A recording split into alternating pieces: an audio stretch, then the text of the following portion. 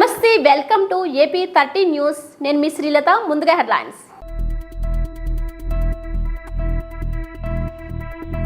YSRCP MLC అభ్యర్థిగా బొత్స సత్యనారాయణ.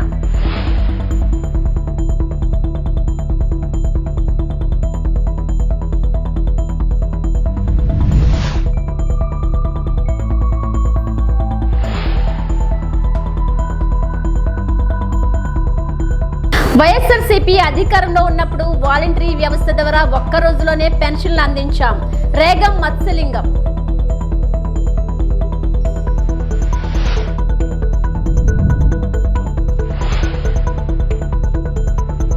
నిరుపేద కుటుంబానికి సహాయం చేసి తన మంచి మనసును చాటుకున్న బిగ్ బాస్ 7 విజేత పల్లవి ప్రశాంత్.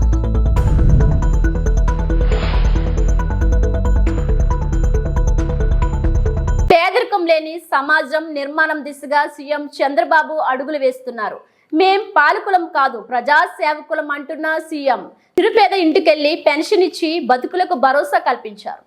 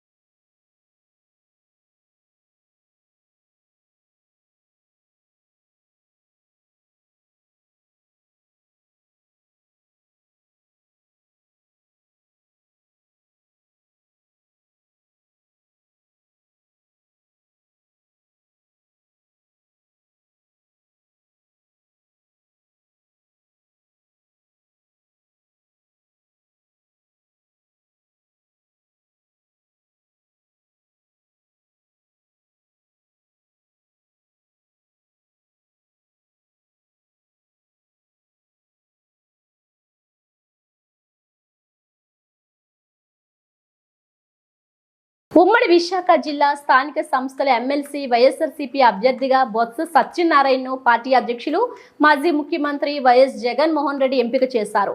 ఉమ్మడి విశాఖ జిల్లా నాయకుల సమావేశంలో నిర్ణయం అభ్యర్థులపై నాయకుల అభిప్రాయాలు తెలుసుకున్న వైఎస్ జగన్ అనంతరం బొత్సను ఎంపిక చేశారు. ఉమ్మడి విశాఖ స్థానిక సంస్థల ఎమ్మెల్సీ స్థానం కోసం ఆగస్టు 6న ఉప ఎన్నిక నోటిఫికేషన్ విడుదలవుతుంది. ఈ రోజు నుంచి నామినేషన్ల స్వీకరణ మొదలవుతుంది. ఆగస్టు 13 వరకు నామినేషన్ల స్వీకరణకు గడువు ఉంది. 14న పరిశీలన, ఆగస్టు 16న ఉపసంహరణకు గడువుగా ఈసీ నిర్ణయించింది. ఆగస్టు 30న ఉదయం 8 నుంచి సాయంత్రం 4 గంటల వరకు ఉప ఎన్నిక జరుగుతుంది. ఉమ్మడి విశాఖపట్నం జిల్లా పరిధిలో ఈ ఎన్నిక జరుగుతుంది. అంటే విశాఖపట్నం, అనకాపల్లి, అల్లూరి సీతారామరాజు జిల్లాల పరిధిలోని మున్సిపల్ కార్పొరేషన్లు, మున్సిపాలిటీలు, జిల్లా ప్రజా పరిషత్, మండల ప్రజా పరిషత్ సభ్యులు కలిసి ఎమ్మెల్సీ ఎన్నికల్లో ఓటు హక్కు వినియోగించుకుంటారు. సెప్టెంబర్ 3వ తేదీన ఓట్లను లెక్కిస్తారు. సెప్టెంబర్ 6వ తేదీతో ఎన్నికల ప్రక్రియ ముగుస్తుంది.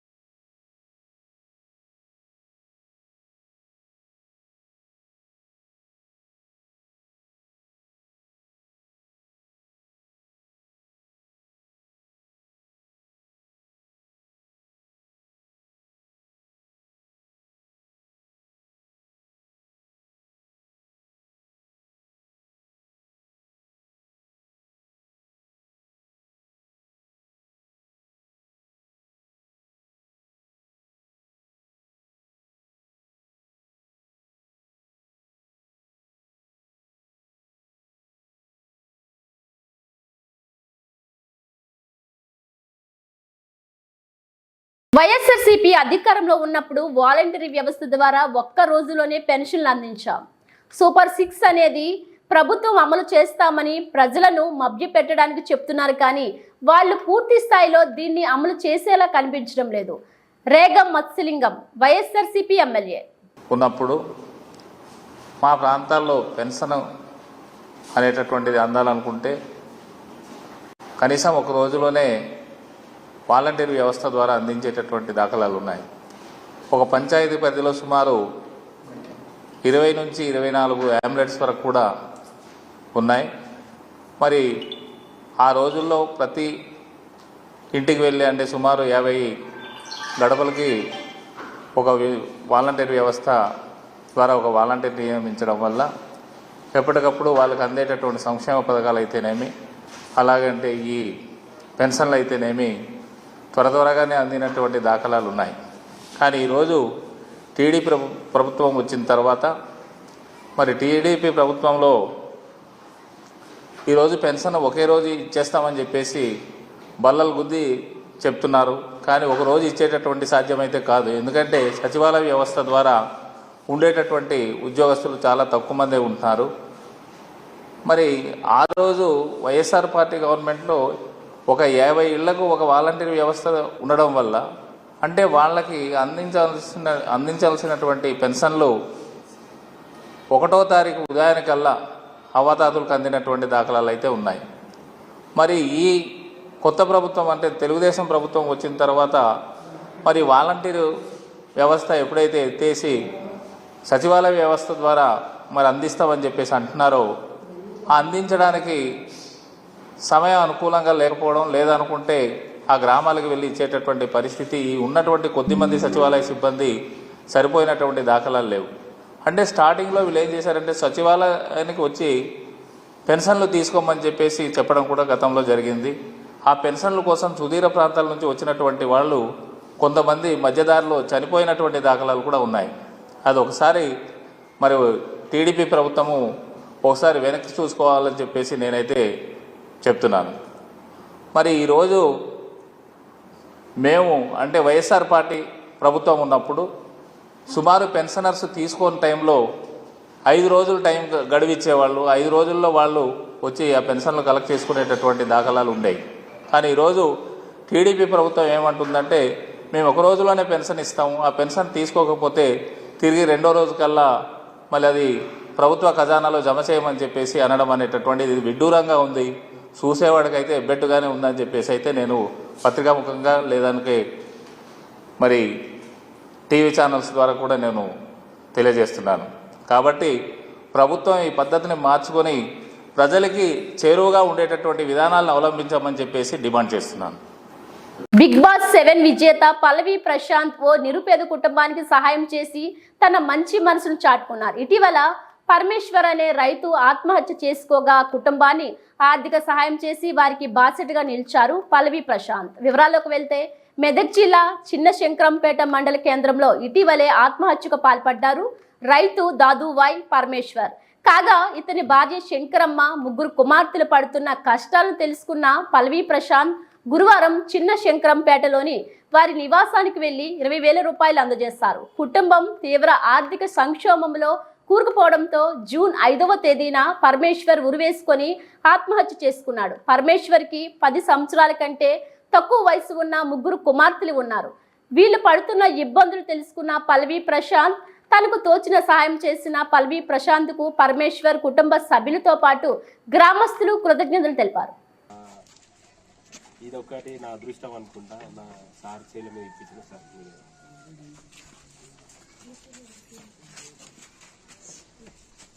ఆగస్టు మొదటి వారంలోనే హంద్రీనివా కాలువలకు నీరు విడుదల చేసింది కూటమి ప్రభుత్వం. మల్యాల పంప్ హౌస్ వద్ద పూజలు చేసి 6 పంపుల ద్వారా హంద్రీనివా కాలువలకు కృష్ణా జలాలు విడుదల చేశారు. ఇప్పటికే పోతిరెడ్డిపాడు హెడ్ రెగ్యులేటర్ నుండి 40,600 క్యూసెక్కుల కృష్ణా జలాలు బనకచెర్ల కాంప్లెక్స్ కు వదులుతూ అక్కడ నుంచి గాలేరు నగరికి కేసీసీ ఎస్కేప్ ఛానల్ కు తెలుగు గంగా కాలువలకు కృష్ణా జలాలు విడుదల చేశారు.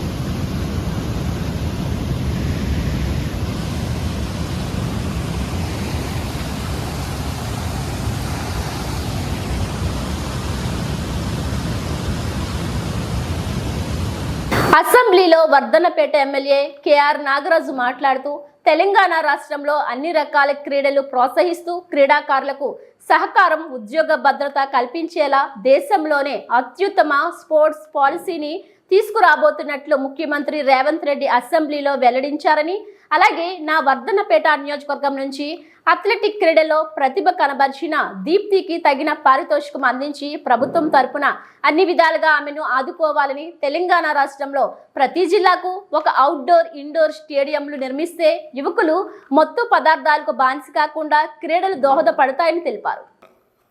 స్టేటస్ ఇవ్వడం, వారిని ఆదరించడం చాలా గొప్ప శుభసూచకం అధ్యక్ష. అలాగే స్పోర్ట్స్ పైన మక్కువ, గౌరవ ముఖ్యమంత్రి గారికి ఉన్న మక్కువ దీని ద్వారా తెలుస్తున్నది అధ్యక్ష. ఒకప్పుడు మన కంబైన్డ్ ఆంధ్రప్రదేశ్లో స్పోర్ట్స్ అండ్ గేమ్స్ అంటే ఒక నిలయంగా ఉండేది అధ్యక్ష. ఎల్బీ స్టేడియం ఎప్పుడు కూడా కలకలలాడుతూ స్పోర్ట్స్ హాస్టళ్లతో తర్వాత క్రీడాకారులతో ఉండేది అధ్యక్ష. అలాగే నా యొక్క వర్ధనపేట కాన్స్టిట్యున్సీ నుండి పారా అథ్లెట్లో వచ్చిన అమ్మాయి దీప్తి అనుకుంటాం, పేరు మర్చిపోయిన అధ్యక్ష, మన్నించాలి. అమ్మాయి కూడా పారా అథ్లెట్లో గోల్డ్ మెడల్ ఏషియా మొన్న వరల్డ్లో కూడా సాధించడం జరిగింది అధ్యక్ష.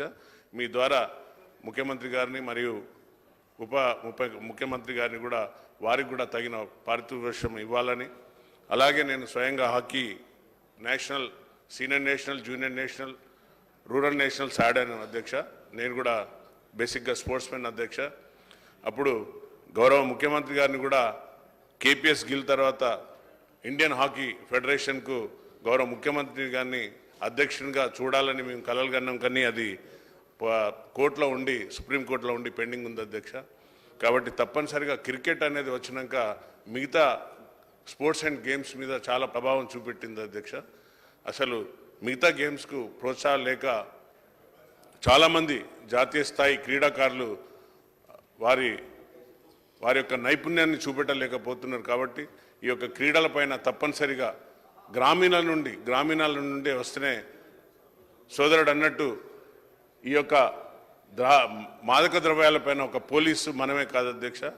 ఈ యొక్క యూత్ను మనం డైవర్ట్ చేసి వారిని స్పోర్ట్స్ తరఫు తీసుకొని వస్తే తప్పనిసరిగా గ్రామంలో స్కూల్ నుండి, ఒకప్పుడు school games, rural games, sports festivals, youth festivals అన్ని జరిగేది అధ్యక్ష. కానీ ఇప్పుడు దురదృష్టకరం ఎక్కడ కూడా ఇవి జరగట్లేదు. వాటిపైన కూడా దృష్టి సారించి తప్పనిసరిగా స్పోర్ట్స్ని ఎంకరేజ్ చేస్తే, గేమ్స్ని ఎంకరేజ్ చేస్తే యువత ఈ చెడు మార్గాన్ని నుండి ఈ యొక్క మార్గానికి అద్దస్తుంది అధ్యక్ష. అలాగే ఈ యొక్క గత ప్రభుత్వంలో కట్టిన ఏదైతే స్పోర్ట్స్కి ఎంకరేజ్ చేసినాం అంటున్నారు అధ్యక్ష, అవన్నీ గ్రామాలలో క్రీడా ప్రాంగణాలని చేశారు అధ్యక్ష. అవన్నీ శ్మశాన వాటికల కాడనో లేకుంటే గ్రామ చివర గుట్టల మధ్యన ఉన్నాయి తప్ప నిరుపయోగంగా ఉన్నాయి అధ్యక్ష. వాటిపైన కూడా కొంచెం విచారణ జరిపించాలి అధ్యక్ష. దానిపైన ఎంత బడ్జెట్ చేశారు, ఎంత చేశారు అనేది అది నిరుపయోగంగా ఉన్నాయి. కాబట్టి వాటిని మళ్ళీ తీసుకుని రావాలంటే తప్పనిసరిగా ప్రతి గ్రామాలలో వాటిని విచారించి వాటిపైన ప్రతి మండలానికా లేక డిస్టిక్ ఒక మంచి స్టేడియంస్ ఇస్తే తప్పనిసరిగా ఈ పిల్లలు పెడదారి నుండి మంచి దారికి వస్తుందని ఆలోచన ఉంది అధ్యక్ష. ఈ యొక్క మంచి ఆలోచనతో పోతున్నందుకు మరొకసారి కాంగ్రెస్ ప్రభుత్వం వచ్చినాక స్పోర్ట్స్ అండ్ గేమ్స్ పైన మక్కువ ఉంది కాబట్టి మరొకసారి వారికి హృదయపూర్వక ధన్యవాదాలు చెప్తున్నాను. వనపర్తి జిల్లాలో ప్రతి ఫ్రైడే డ్రైడేలో భాగంగా శుక్రవారం ఉదయం వనపర్తి పట్టణంలోని 5వ వార్డ్ 18వ వార్డులో జరుగుతున్న డ్రై డే కార్యక్రమాన్ని పరిశీలించారు. మున్సిపల్ సిబ్బంది, అంగన్వాడీ, ఆశా వర్కర్లు వార్డులో ఇంటింటికి తిరిగి పరిసరాల పరిశుభ్రత, దోమల నివారణకు తీసుకోవాల్సిన జాగ్రత్తలపై అవగాహన కల్పిస్తుండగా జిల్లా కలెక్టర్ సైతం డ్రై డే ప్రాముఖ్యతపై ప్రజలకు అవగాహన కల్పించారు. ప్లాస్టిక్ డబ్బాలు, సీసాలు, కొబ్బరి చిప్పలు, పాత కుండలు, పాత టైర్లు ఇంటి ప్రాంగణంలో లేదా ఇంటిపై కప్పుపై పడేయడం వల్ల వాటిలో వర్షపు నీరు నిలువ ఉంటుంది. స్వచ్ఛమైన నిల్వ నీటిలో డెంగ్యూ, మలేరియా వంటి ప్రాణాంతక దోమలు లార్వా పెట్టి వ్యాప్తి చెందుతాయని, ఒకసారి డెంగ్యూ లాంటి వ్యాధి వస్తే లక్షల్లో ఖర్చు చేసుకోవడమే కాకుండా కొన్నిసార్లు ప్రాణాలు పోయే ప్రమాదం ఉంటుందని కలెక్టర్ వివరించారు. అందువల్ల ప్రతి ఒక్కరూ ప్రతి శుక్రవారం డ్రై డే నిర్వహించాలని సూచించారు. తమ ఇంటి పరిసరాల్లో పాత వస్తువులు లేకుండా చూసుకోవడం, నిల్వ నీరు ఎక్కడ ఉండకుండా డ్రై డే రోజు పని చేసుకోవాలని పిలుపునిచ్చారు. పరిసరాలు శుభ్రంగా ఉంటే సీజనల్ వ్యాధుల నుండి తమకు తాము కాపాడుకోవచ్చని, అందుకే ప్రభుత్వం ప్రతి శుక్రవారం డ్రై డేను పకడ్బందీగా నిర్వహించేందుకు ఆదేశాలు జారీ చేసిందన్నారు. వచ్చే సోమవారం నుండి స్వచ్ఛదనం పచ్చదనం అనే ప్రత్యేక కార్యక్రమం నిర్వహించడం జరుగుతుందన్నారు. Municipal commissioner Purnachandar, municipal chairman Puttupakula Mahesh, ZP CEO Yadaiah, ASHA వర్కర్లు, అంగన్వాడీ కార్యకర్తలు, మున్సిపల్ సిబ్బంది తదితరులు కలెక్టర్ వెంట ఉన్నారు. It has to be publicized. Dividing activities. So, అందరికీ నమస్కారం. సో మీలో చాలా మంది నేను పీసీ కూడా అటెండ్ అయ్యారు, especially mandal special officers, MPDOs కూడా ఈ గ్రూప్స్లో కూడా చెప్పి ఉంటారు. Now, Government of Telangana has launched a flagship program, పచ్చదనం స్వచ్ఛదనం. స్వచ్ఛదనం పచ్చదనం అనే ప్రోగ్రామ్ 5th ఆగస్ట్ నుంచి 9 ఆగస్ట్ వరకు మన గవర్నమెంట్ లాంచ్ చేశారు. దీంట్లో మెయిన్లీ క్లీన్లీనెస్, పరిశుభ్రత మరియు గ్రీనరీ. మనం రెగ్యులర్గా మీరు ఏదైతే స్పెషల్ ఆఫీసర్గా చేస్తున్నారో, ఎంపీడీఓ చేస్తున్నారో, ఎంపీఓగా చేస్తున్నారో. వనపర్తి జిల్లాలో ప్రజల సమస్యల పరిష్కారంలో పాలకులు విఫలమయ్యారని సిపిఐ జిల్లా నేతలు ఆరోపించారు. ప్రజల సమస్యలు పరిష్కరించాలని డిమాండ్ చేస్తూ సిపిఐ పట్టణ కమిటీ ఆధ్వర్యంలో వనపర్తి మున్సిపాలిటీ వద్ద ధర్నా చేశారు. ముందుగా అంబేద్కర్ చౌక్ నుంచి మున్సిపల్ కార్యాలయం వరకు ర్యాలీ నిర్వహించి ధర్నా నిర్వహించారు. సమస్యలు పరిష్కరించాలని పెద్ద ఎత్తున నినాదాలు చేశారు. ఈ సందర్భంగా పట్టణ కార్యదర్శి జె రమేష్, NFIW ఉమ్మడి జిల్లా మాజీ అధ్యక్షులు, జిల్లా కార్యవర్గ సభ్యులు పి కళావతమ్మ, AITUC జిల్లా సహాయ కార్యదర్శి గోపాలకృష్ణ మాట్లాడారు. వనపర్తి డ్రైనేజీ వ్యవస్థ సరిగా లేక మురికి కోపంగా తయారైందని, అండర్ గ్రౌండ్ డ్రైనేజీ వ్యవస్థ ఏర్పాటు చేయాలని డిమాండ్ చేశారు. రోడ్ల విస్తరణ అసంపూర్తిగా ఉందన్నారు. పూర్తి చేయాలని కోరారు. పట్టణంలో పార్కు స్థలాలు అన్యాక్రాంతమయ్యాయని విచారణ చేసి స్వాధీనం చేసుకొని అభివృద్ధి చేయాలన్నారు. పట్టణ ప్రజలకు పందులు, కోతులు, వీధి కుక్కల బెడద తీవ్రంగా ఉందన్నారు. వీధి కుక్కల నియంత్రణ కోసం లక్షలు వెచ్చించి కట్టిన నిరుపయోగంగా ఉందని, పని ప్రారంభించాలని డిమాండ్ చేశారు. గతంలో విలీనమైన మెట్టుపల్లి, రంగంగడ్డ, నందిమల్లగడ్డ, వశ్యనాయక్ తాండాను విలీనం చేశారని, దశాబ్దాలు గడిచిన కనీస వసతులు కల్పించలేదన్నారు. పార్కులు ఉన్నవి, పార్కులలో సౌకర్యాలు లేక కూడా ప్రజలు ఇబ్బందులు పడుతున్నారు. పార్కులకు పోయే పరిస్థితి లేదు. కాబట్టి ఆ పార్కులను కూడా అభివృద్ధి చేయాలని చెప్పి ఈ సందర్భంగా తెలియజేస్తూ ఈ యొక్క అవకాశం ఇచ్చినటువంటి నాయకులకు అందరికీ కూడా ధన్యవాదాలు తెలియజేస్తాను. నివారించాలి పట్టణంలో పందులు, కోతులు, కుక్కలను నివారించాలి. అరికట్టాలి పట్టణంలో అన్యక్రాంతమైన పార్కులను అరికట్టాలి. అరికట్టాలి పట్టణంలో అన్యక్రాంతమైన పార్కులను అరికట్టాలి.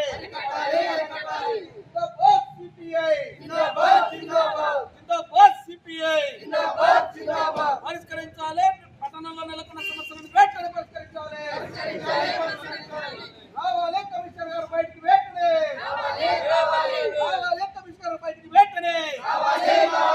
రావాలి కమిషనర్ గారు బయటికి వెంటనే.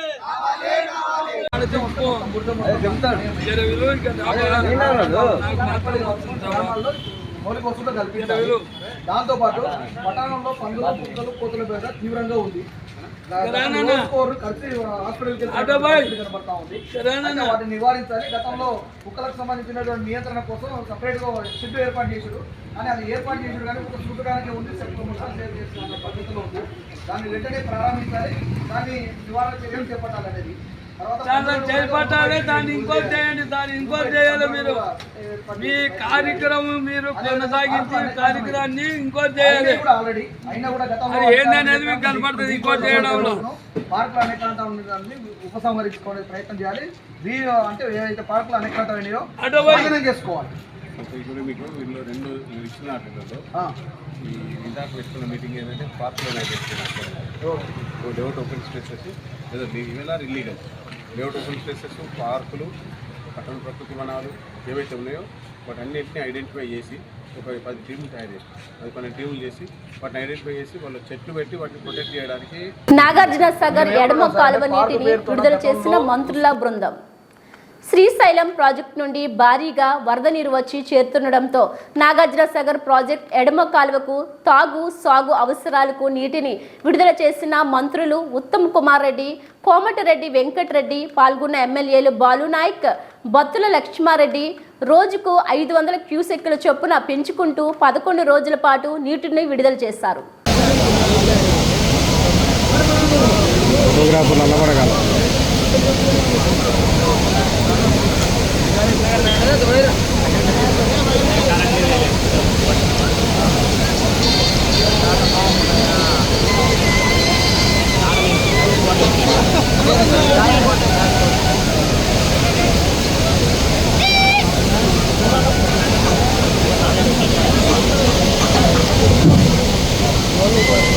పల్నాడు జిల్లా రెంటచింతల మండలంలో రెంటచింతల గ్రామంలో మాదిగలు ఉపకులాల చిరకాల కోరిక అయినటువంటి ఎస్సీ వర్గీకరణకు అనుకూలంగా తీర్పు ఇచ్చిన సుప్రీంకోర్టు 7 సభ్యుల ధర్మాసనంకు గత 30 సంవత్సరాలుగా మాదిగల అభివృద్ధికి సమాజంలోని పీడిత వర్గాలకు అండగా నిలబడిన ఎన్నో అవమానాలు ఆటుపోట్లు చదువుకొని పోరాటం చేస్తే నిన్న వచ్చిన తీర్పుతో కొంత ఊరట లభించింది. అల్లు రాజకీయ పార్టీలు సానుకూలంగా స్పందించాలి. ఆంధ్రప్రదేశ్ ముఖ్యమంత్రి చంద్రబాబు నాయుడు గతంలో వర్గీకరణ చేసి సామాజిక న్యాయానికి నాంది పలికారు.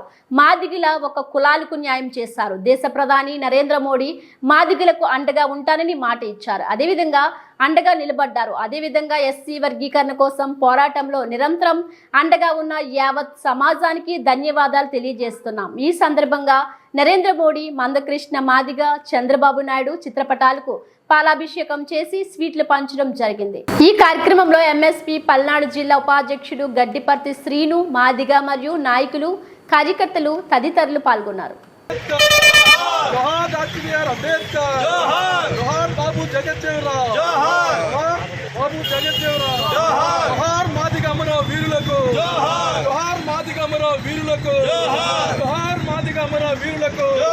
మాదిగల ఐక్యత, మాదిగల ఐక్యత, మాదిగల ఐక్యత. జై మాదిగ, జై జై మాదిగ, జై మాదిగ, జై జై మాదిగ, జై మాదిగ, జై జై మాదిగ, జై మాదిగ, జై జై మాదిగ. అందరూ కవర్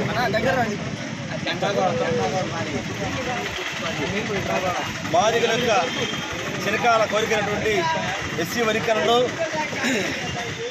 గౌరవ దేశ ప్రధాని నరేంద్ర మోడీ గారు, అలాగే ఆంధ్రప్రదేశ్ రాష్ట్ర ముఖ్యమంత్రి చంద్రబాబు నాయుడు గారు ప్రోత్సాహంతో ఈ రోజున మాదిగలకు చిరకాల కోరికైనటువంటి ఎస్సీ వర్గీకరణను గౌరవ సుప్రీంకోర్టు అనుకూలంగా తీర్పిచ్చి మాదిగలకు ఆకాంక్ష నెరవేర్చే విధంగా కృషి చేసినటువంటి ఏదైతే రాజకీయ పార్టీలు ఉన్నారో, ఏదైతే సమాజంలోని వర్గాల ప్రజలకు కూడా మేము ధన్యవాదాలు తెలుపుతూ ఉన్నాం.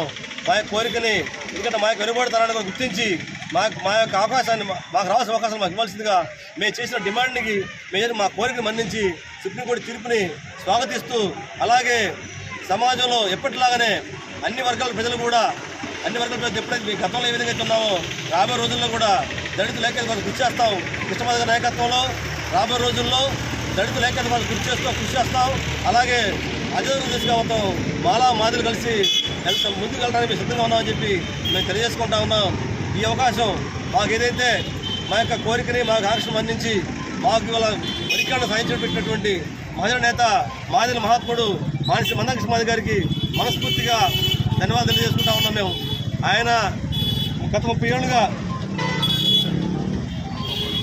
గత 30 సంవత్సరాలుగా ఈ జాతిలో పేరు చెప్పుకోవడానికి సిగ్గుపడ్డ ఈ జాతిని సమాజంలో ఒక ఉన్నతమైన స్థితిలో నిలబెట్టడం కోసం అనేక పోరాటాలు, తన కుటుంబాన్ని త్యాగం చేసి ఆయన ఇవాళ చేసే త్యాగం మాదిగ జాతి యావత్తు కూడా, మాదిగ జాతి ఉన్న విద్యార్థులు, ఉద్యోగులు, ప్రతి ఒక్క బిడ్డ కూడా మర్చిపోవడానికి వీల్లేదు.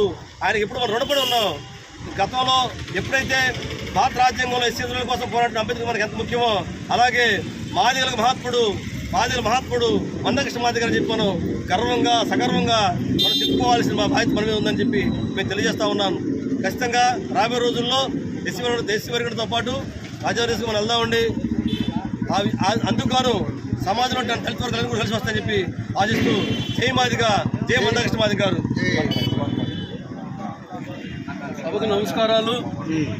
వేదిక అలంకరించినటువంటి పెద్దలకు, అలాగే విద్యార్థులకు స్టూడెంట్కు అలాగే మరి మండల ప్రజలకు నా యొక్క హృదయపూర్వక నమస్కారాలు తెలియజేస్తున్నాను.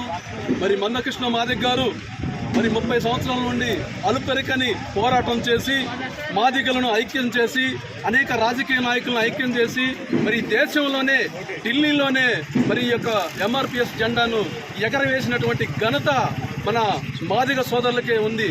కాబట్టి మందకృష్ణ మాదిగ గారు ఈ ఉద్యమం చేసేటప్పుడు చాలామంది హేళన చేశారు, అలహేళన చేశారు. మరి వాడు స్వార్థపరుడు, డబ్బు సంపాదించుకునే అనేక విషయాలు మాట్లాడటం జరిగింది. అయినా కానీ అలుపెరగకుండా ఎవరు ఏమైనా సరే నా మాదిగ జాతి నాకు కావాలి, నా గర్వకారణం, నేను అనుకున్న రీతిలో ఏబీసీ వర్గీకరణ చేసి మాదిగలకు నేను తోడుండాలనే ఉద్దేశంతో మరి మందకృష్ణ మాదిగ గారు ఈ 30 సంవత్సరాలు కూడా అనేక రాజకీయ నాయకుల్ని కలిసి అనేక విన్నపములు చేసి ఆ ఉద్యమం చేస్తూ కూడా మరి వికలాంగులకు, వృద్ధులకు, వితంతువులకు కూడా పెన్షన్ పెరగాలి, ఈ పెన్షన్ ఇస్తే సాల్తం లేదని మరి అనేక ఉద్యమాలు చేసి వారు కూడా మరి పెన్షన్ ఇచ్చే ఏర్పాటు చేయడం జరిగింది. మరి వికలాంగులకైతే మరి 3000 పెన్షన్ ఇచ్చారు. మరి మందకృష్ణ మాదిగ గారు అనేక ఉద్యమాలు చేసి ఆ పెన్షన్ మరి ఈరోజు 6000కు పెంచడం జరిగింది. కనుక మరి ఉద్యమం చేస్తూ మరి వితంతువులకు, వృద్ధులకు, వికలాంగులకు మరి ప్రతి ఒక్కరికి కూడా చేదు వాదోడుగా ఉండి మరి ప్రజలను ఐక్యం చేసుకుంటూ, రాజకీయ నాయకులను ఐక్యం చేసుకుంటూ మరి ఈరోజు వర్గీకరణ జరిగినదంటే మరి కేంద్రంలో ఉన్నటువంటి నరేంద్ర మోడీ గారు, మరి అలాగనే వెంకయ్య నాయుడు గారు ఉపరాష్ట్రపతి గారు, అలాగనే మరి కిషన్ రెడ్డి గారు, మరి అనేకమైనటువంటి రాజకీయ నాయకులు మరియు వారు అనేకమైన విషయాల్లో మరి చేదోడువాదులుగా ఉండి ఈ వర్గీకరణ చేయడానికి దోహదపడినారు. మరి అంతేకాకుండా మన ముఖ్యమంత్రి మరి చంద్రబాబు నాయుడు గారు మరి 2004లో మాదిగలు మరి నష్టపోతున్నారు, వారికి రిజర్వేషన్ కావాలనే ఉద్దేశంతో 2004లో చంద్రబాబు నాయుడు గారు ఏబీసీ వర్గీకరణ రాష్ట్రపతి ద్వారా చేస్తే దానికి మన బాల సోదరులు మరి ఇది చెల్లదు కాబట్టి ఇది రాష్ట్రపతి చేత ఆమోదించబడింది కాబట్టి ఇది చల్లదని కోర్టులో వేసి దాన్ని తీసేయడం జరిగింది కాంగ్రెస్ ప్రభుత్వంలో. కనుక మరి ఈరోజు నరేంద్ర మోదీ గారు నేను మాదిగలకు మరి నేను ఐక్యంగా ఉండి మీ యొక్క సమస్యను నా సమస్యగా భావించి మరి ప్రతి ఒక్క విషయంలో కూడా మరి మాదిగలకి ఐక్యంగా ఉంటానని మరి నరేంద్ర మోదీ గారు మన ప్రధానమంత్రి గారు అనేక విషయాల్లో మాకు అండగా ఉండి, మాకు తోడుగా ఉండి, మాకు నీడగా ఉండి మరి ఈ యొక్క వర్గీకరణ విషయంలో ఎస్సీ వర్గీకరణపై సుప్రీంకోర్టు తీర్పు చారిత్రాత్మకం. కాంగ్రెస్ పార్టీ మండలం అధ్యక్షులు వడ్ల నవీన్ కుమార్ మెదక్ జిల్లా చేగుంట మండల కాంగ్రెస్ పార్టీ తరపున నేడు అంబేద్కర్ విగ్రహాన్ని పూలదండ వేసిన మండల కాంగ్రెస్ పార్టీ అధ్యక్షులు వడ్ల నవీన్ కుమార్ తాను మాట్లాడుతూ ఎస్సీ వర్గీకరణపై సుప్రీంకోర్టు తీర్పు చారిత్రకమని అన్నారు. అలాగే అణగారిన వర్గాల దశాబ్దాల పోరాటానికి న్యాయం జరిగిందని, ఎస్సీ వర్గీకరణతో ఎంతో మందికి విద్యా ఉద్యోగులు లబ్ధి చేకూరుతుందని అన్నారు. ఈ కార్యక్రమంలో మండల అధ్యక్షులు వడ్ల నవీన్ కుమార్, ఉపాధ్యక్షులు మాసాయిపేట శ్రీనివాస్, ఎస్సీ సెల్ అధ్యక్షులు స్టాలిన్, నరసింహులు, సేవాదళ్ నాయకుడు పుర్రా ఆగం, దుబ్బాక నియోజకవర్గ యువజన కాంగ్రెస్ పార్టీ అధ్యక్షులు సాయి కుమార్ గౌడ్ తదితరులు పాల్గొన్నారు. సుప్రీంకోర్టు జడ్జిలతో వెలువడిన సుప్రీంకోర్టు ఎస్సీ వర్గీకరణలో ప్రభుత్వాలకు, రాష్ట్ర ప్రభుత్వాలకు అధికారం ఇస్తూ విద్యా ఉద్యోగ అవకాశాల్లో రాష్ట్రానిదే కీలక బాధ్యతలు తీసుకునేలా సుప్రీంకోర్టు ధర్మాసనం వెలువడిన తీర్పు చాలా ఆనందదాయకం. దీనికోసం ఇంతకుముందు కాంగ్రెస్ ఎంపీలు 2009 నుంచి కోమటిరెడ్డి వెంకటరెడ్డి గారు, ఉత్తమ్ కుమార్ రెడ్డి గారు, మదియాష్కి గారు, అలాగే పొన్నం ప్రభాకర్ గారు ఎన్నో పార్లమెంటు సమావేశాల్లో కంపల్సరీ మా రాష్ట్రానికి వర్గీకరణ కావాల్సిందే, ఎస్సీలకు విద్యా అవకాశాల్లో కానీ ఉద్యోగ అవకాశాల్లో కానీ ఉన్నతమైన స్థానంలో ఉండాలని ఎన్నో పోరాటాలు చేసినందుకు ఇవాళ తీర్పు వెళ్ళినందుకు కాంగ్రెస్ పార్టీ తరఫున ఈరోజు అంబేద్కర్ గారికి పూలమాలను సమర్పించి మరి ఏదైతే అంబేద్కర్ గారు కలగన్నారో వారి ఆశయాలను కొనసాగిస్తామని కాంగ్రెస్ పార్టీ తరఫున మేము చాలా ఆనందదాయకం వ్యక్తం చేస్తున్నాము. ఇవి బులెటిన్ అప్డేట్స్.